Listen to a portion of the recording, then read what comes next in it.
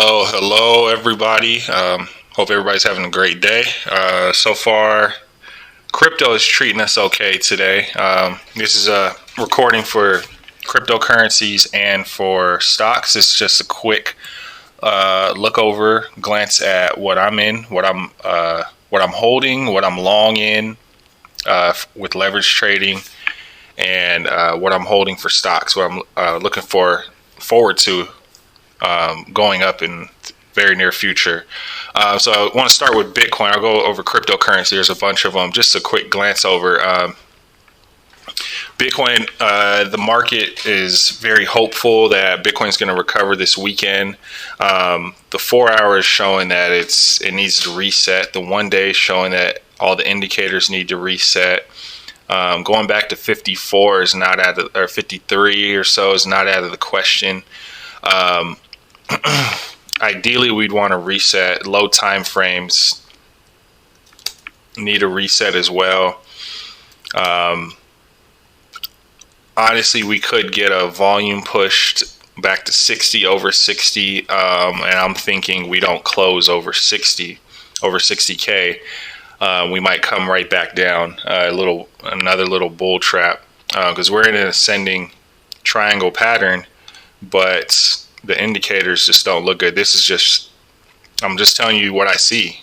Obviously, I want Bitcoin to go up like everybody else, but from what I see, best case scenario, we get a little retest here to this line. Let me see, sorry. Best case scenario, we get a little retest back to what, 56, low 56 before we retest this area and then finally break through, and then we're honestly gonna have to retest. I don't know. I scratched that. I don't think we retest 60 again. I think what we've been doing over the past several months is we break out of this zone and we just go straight vertical for a while. No real retest for a while. So that's what I'm seeing on Bitcoin. The indicators need to be reset. The stochastic needs to come down on all the time frames. The 4 hour, the 1 day are topping out. So that's what I'm seeing with Bitcoin. It could drag down the rest of the market, but at the same time, DeFi could be as it is defiant. Let's transition into that. I do see a good weekend coming for DeFi. Just looking at the charts. A lot of the time frames need a reset, but at the same time, I see a lot of volume coming into DeFi as well. April is a very bullish month for alts in general, and it looks like we're repeating 2017. If the institutionals aren't shorting, they can't short on the weekends, then that allows for altcoins to play. Ultimately, you have to find which altcoins are going to start making moves. And I'm thinking DeFi is going to be the ticket. High caps had their time of the week, but Litecoin's just been sitting steady, like the transitions, don't you? Litecoin has just been sitting real steady around 220, between 215, 220 in the last 2 days, just around 220, between 220 and 225. So that's a good sign for Litecoin. Litecoin's estimated to go back to its all-time high at 372, possibly 400. We'll see. Litecoin back in the days, 2014, 15, 16, used to be called the Rock because it just never moved. Then once it finally moved and got some popularity, and then it became tradable. But as of right now, it's becoming the Rock again. But it's at a decent price as long as it stays over 200, right around this area. It stays above this zone, this liquidity zone here, then it should be fine. All the holders of Litecoin right now, they don't want to see a dip back down to 200, even though that'd be very healthy for another move up back towards 240, 250 to make another higher move up. But it's following Bitcoin as usual. So yeah, we could see a healthy reset. This kind of shows where Bitcoin wants to go as well. If you look at all the rest of the alts, except BNB. BNB's kind of going crazy right now.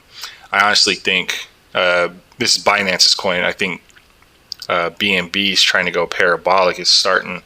You look here, starting to look like how Bitcoin did once it broke this zone here. Once it broke this area, it's just been going straight vertical on the daily. It's ridiculous. 1, 2, 3, 4, 5, 6, 7, 8, 9, 10, 11, 12, 13, 14 straight days of green. Straight up. And the whole idea is behind BNB and FTT just hit $50. If you've been following my Twitter, I've been tracking the path to FTT's path to $50, and it hit it today. The exchange tokens are where all of the money, all of the liquidity is being trapped into from all the trading that happens on the exchanges. So anytime crypto is looking bullish and you don't know what to buy, an exchange token is probably your best bet. Also KCS, KuCoin shares. KuCoin is the place to be if you're looking for gems, hidden gems. KCS. There's no KCS. Yeah, the heck. Yeah, there we go. Look at what KCS is doing. I feel like KCS is catching up to Binance and to FTT. So the price where it's at now is not surprising. $100 KuCoin share is fair value, in my opinion. Once it broke out here, it's just been going straight vertical. What did it go to? Went to the high of $17.50. You might get a small little break coming soon on the daily. The daily stochastic just been going flat. RSI is just now hitting 95. It can go to 100 before it stops ultimately. But this is an example of another exchange token on one of the hottest exchanges that I won't say hardly anybody knows about. Everybody's becoming familiar with it. KuCoin shares the home of where Aave came from, Aave Litecoin. If you take a look at that history and where that's came from, this is where it was at. KuCoin is the home of hidden gems. It's the new Cryptopia, if you know that history. It's the new place where you can find the best new tokens with actual use cases. If you are unable to get on Binance, they have most of Binance's tokens as well. So you want to look at exchange tokens. Let's look at a swap token. It's not necessarily an exchange. Well, it is an exchange, but we call it a swap site. Uniswap, they have version 3 coming out where they're going to have much lower fees to be able to compete with the Pancake Swap at Binance and Zero Swap at Binance as well. Low, zero, and zero fee swaps are coming, and they're coming very soon. Once Uniswap implements version 3, then we're going to see a lot of action on Uniswap, on the Uni token right now. You can see on the MACD, it's just going sideways. It's in an accumulation phase. We zoom out. If you're a hodler, you don't need to be looking at the 1 minute chart at all. You look at the lowest 4 hour chart, but you're looking at the 1 day, 3 day, 1 week, and do your homework from there. The 3 day is very popular right now. The 3 day stochastic is just running on, just touched the bottom. It's running on the bottom. MACD is looking to twist again. RSI is looking to reset. RSI is looking to reset and retest a trend line break. Volume could go up. We had a big red volume a few weeks ago. So look for Uniswap. You're also going to want to look for Sushi as well, if we're sticking to the idea of swap tokens. Sushi is underperforming right now, in my opinion. You can see the indicators on the 3 day are exactly the same as Uniswap. But at the same time, I believe we're coming to the end of support for Sushi. Sushi has to keep up with Uniswap and Uniswap 1 inch, and all the other swap sites, Pancake Swap now as well. Maybe their volume is very low right now. I don't know what's going on. It's just been hovering around $14.50 for the past few days. right under 15 cents. But I think we're at the end of the support. And you can see here with the indicator lines, that's a pretty good indication on the 100-day moving average line that we're at the end of support. It might channel some more during the weekend or during the next week, but I think there's a big breakout coming soon for sushi, and I'm in it. I've been holding since $1. So I have high hopes for all the swap sites, especially sushi. They're always updating their site. Let's go to more traditional, or actually, yeah, we're looking at the DeFi perp. Yeah, DeFi perp. DeFi includes sushi, Link, Uniswap, all those tokens. So we'll see how they react this weekend. Dogcoin, I've been holding since 5 cents or so on a long position. Actually, I'm not even holding full tokens. I'm holding in USD, but this is what I've been seeing the whole time. You don't need Elon to pump the coin. It's already pumped. It's happened. And just for what I'm seeing here, forget the wicks. From what I'm seeing here, higher low, neckline somewhere around here.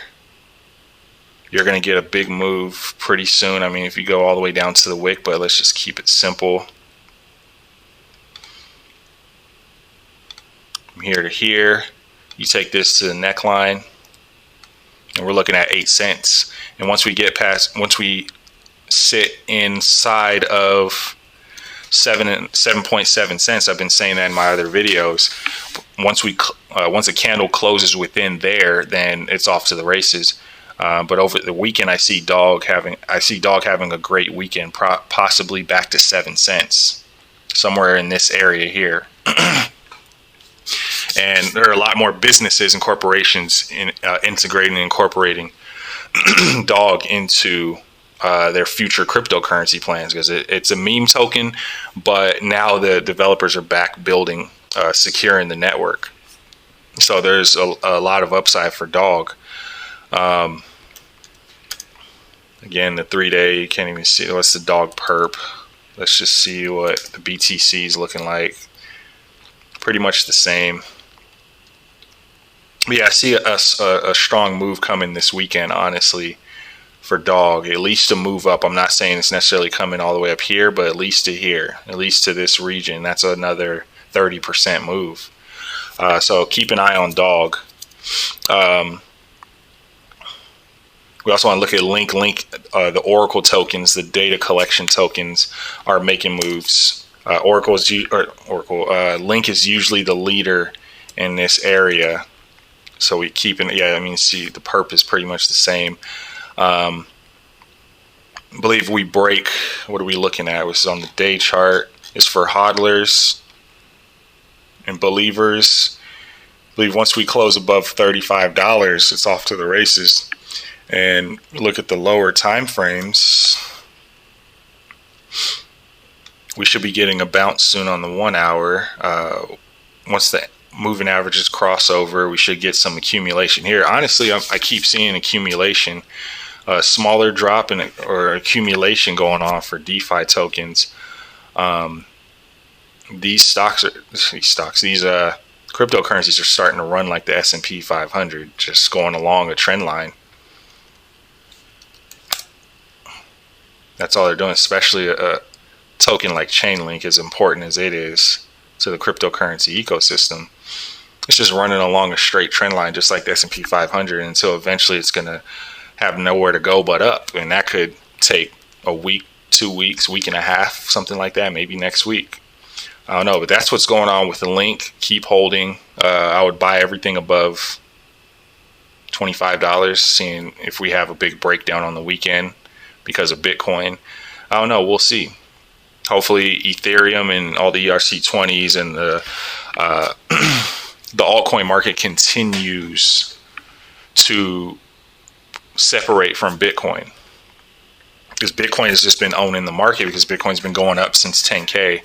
The cryptocurrency, the altcoins were smart enough to follow. Now they need to break away because Bitcoin is consolidating, so to speak, consolidating before a big break. So cryptocurrency or altcoins need to find their own find their own voice. They need to find their own. They need to find their own path. I'm also holding, or yeah, I said I'm holding Litecoin in the long right now. We'll see how that goes. XRP. Been hearing a lot about the court cases lately. Getting information from people. I was an original XRP holder. I read the white paper before it even came out. I was as much of a fanatic as the people are now today, but I became a trader. Eventually, I became a real trader, and I realized if you look at the old charts that XRP, they were dumping on their holders. They were using their holders to liquidate funds into USD to either help banks buy or sell their tokens, or to Ripple Foundation was able to make a purchase for MoneyGram or other companies that they had vested interest in.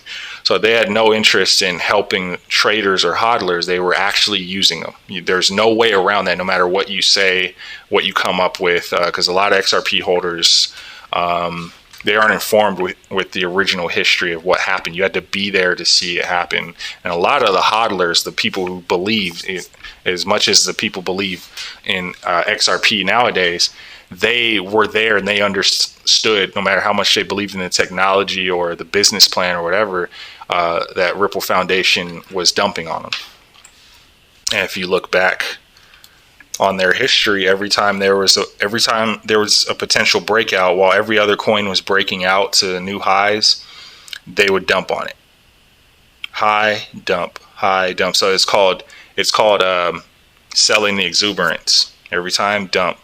I mean, ultimately, it created a pocket, a nice little bottom here, and it's serving well to what's happening right now. But all this everything that's happened here, I don't need any of this. Everything that's happened here is because of the rumors of the SEC going after him. Then all the rest of this was because the SEC going after him. Ripple Foundation is no longer able to trade on major exchanges and run whatever game they were running. So now the free market has taken over for Ripple. This is the free market. No more manipulation, no more games. And hodlers, traders alike are benefiting from it. And from what I see for XRP, we don't have any resistance until $2.30. It's that simple. As long as this case is going on, this case is benefiting hodlers and traders. Understand that. Yes, you want the case to be to conclude and to come to a close in XRP and Ripple's favor, but I don't know if that is in traders and hodlers' benefit. The benefits are being played out right now. For it to go to $2.30, maybe the news of, say, SEC wants to settle, that could push it to $2.30. But I think it can get there naturally without there being a conclusion to the trial. And then if we get here and then we get a conclusion to the trial, we can go higher. Now we can start talking $5-10. I don't like long-term targets. You want to talk about $20? I could show it to you. I'm not going to. I've done it before. But $5 realistic to me. $10 definitely realistic. All this sideways action here that happened here, this all usually means you're going to get the same type of action going up. That is just how it works. I don't know the length of it. An equal length. Anyways, that just means we're going higher. So that's what's going on with cryptocurrency for the most part. We're going to get into stocks really quick. Stocks is more of a fundamental analysis. We can look at the indicators and charts all day. INQD is just been consolidating here. Look at the MACD. It's consolidation. If you look up in the candles, you might see dropping, but this is consolidation. And then you had sort of a bottoming out here in this area. In this area here, if we can continue to consolidate in this area, which I think we will, and wait for news, that's what we're waiting for. That's all we're waiting for with INQD. INQD is going to become the country's only cannabis banking counter. You have to go through them in order to get to federal money. to federal banking as a cannabis company. You have to go through them. So billions of dollars are going to go through INQD when the time is right, and that's when the Safe Banking Act is signed through the Senate. Once that is signed through, game on for all cannabis stocks of all sorts. But INQD is going to be one of the biggest beneficiaries of that banking act. So look out for that in Congress. The next one I've been very bullish on is EENF. There was a report that came out that was poorly written, and it dropped it from 9 cents all the way down to 2 cents, and now we're back. We're hovering around 1.8 and 2 cents. But ultimately, this is waiting for, like, forget the charts. You just if you look, we're on the 1 day. It's a very new company. What's going to happen here? I don't know if I can draw in this area. Yeah, you're going to get a consolidation before a breakout for MACD. We're also at the very bottom of the chart for stochastic, pretty much on the bottom for RSI. But all you need to know, forget the indicators in the chart. All you need to know is it's waiting on news. And there's nothing but good news. Look for the real research. Don't get emotional. Don't connect to your investments with emotion. Connect to it with real research. If you can't find research, don't invest in it. If there's plenty of research that actually makes real sense, it's in your best interest to invest in it. There's real research. Check on my Twitter, BEG Coins, for that info. Hashtag EEENF, and you'll find some good info on Twitter. That's all you have to do. That's the start of what you can do for research for any token or stock. So just wait for the news to come out that they've extracted some oil, that the test comes back saying it's positive, because there is oil in those wells. They just can't say it directly. Another one is Social Life Network. They have 7 IPOs coming out. They had a bad quarterly earning. But that's, COVID reasons. All the stocks can use COVID reasons. Indicators show that there's a bounce coming. Just know that. This is consolidation. Buy and hold. I bought really early, double zeros over here. So just wait for the news of these IPOs to come out. That's all you have to wait for. If there are any other stocks or cryptocurrencies that you want me to do an analysis on, put it in the comments below, or hit me up on Twitter, at BEG Coins. If you're interested in joining the Discord, if you're new or if you're a pretty good trader, we need more voices on the Discord. So if you're up to that task, if you want more information, I'm posting news every day, charts all day, every day, and we have a few traders you can interact with that we know what we're talking about, and a few new people who are very excited for this space and they want to learn more. If you're either one of those two people, join in. The link's in at the bottom. So yeah, thanks. That's the analysis. I tried to run through several what I see key stocks and cryptocurrencies. Keep an eye on the market.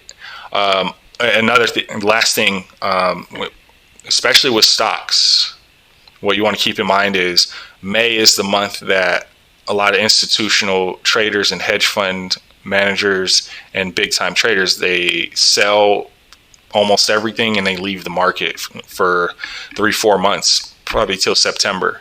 So keep that in mind. Don't get greedy. Now is not the time to get greedy. Now is the time to be smart with your investments. If you have a lot of risky investments, I would start getting out of those. Just get out. It's better to save that money. Unless you're here to gamble. That's a whole nother issue. If you're here to gamble, there's nothing I can tell you. But if you're actually here to really invest and build your portfolio, now is the time. April is the time to play it safe. If you're unsure what you're doing, if you're unsure where the market's going, just cut most of your investments. Just play it safe. April is a trap month for stocks. The news and big time investors, they'll tell you, oh, go buy these super risky stocks. You're going to make so much money. Oh, the super cycle has begun. No, there's no such thing as a super cycle in stocks. That super cycle started last year, when the market crashed on March 12th, 2020. That's when the super cycle started. This super cycle is about to end, if you want to even call this a super cycle. So be very careful out there. And same thing with cryptocurrency. I'm taking that same approach with cryptocurrencies. Anything I'm in that I consider very risky or high risk, I'm probably going to be taking profit on it over the next few weeks. Definitely at the end of April, I will be taking massive profits and enjoying the rest of the summer like everybody else is about to.